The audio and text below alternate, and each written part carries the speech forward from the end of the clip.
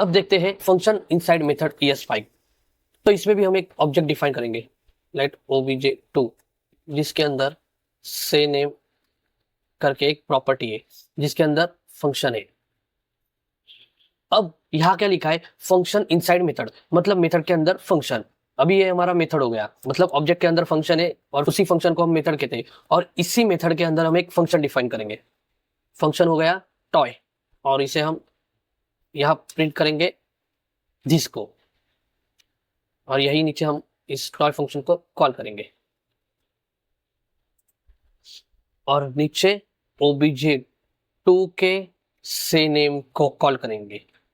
अगर हमने obj2 के से नेम को कॉल किया तो टॉय रन हो जाएगा और हमें इस दिस की वैल्यू मिल जाएगी।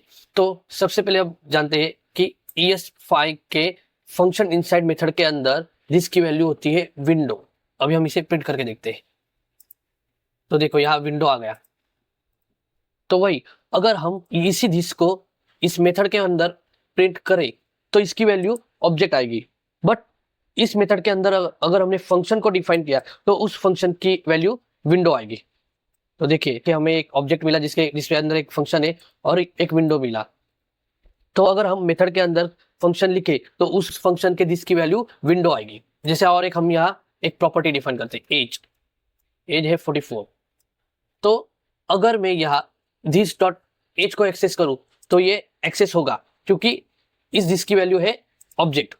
बट अगर मैं यहाँ दिस डॉट एज करूं तो यहाँ अनडिफाइंड आएगा क्योंकि इस फंक्शन के दिस की वैल्यू है विंडो, और इस फंक्शन में दिस की वैल्यू है, मतलब मेथड के अंदर दिस की वैल्यू है ऑब्जेक्ट। तो यहाँ ये प्रिंट होगा, बट इस फंक्शन के अंदर हम दिस डॉट एज को एक्सेस करना चाहे तो ये एक्सेस नहीं होगा क्योंकि इस दिस की वैल्यू है विंडो।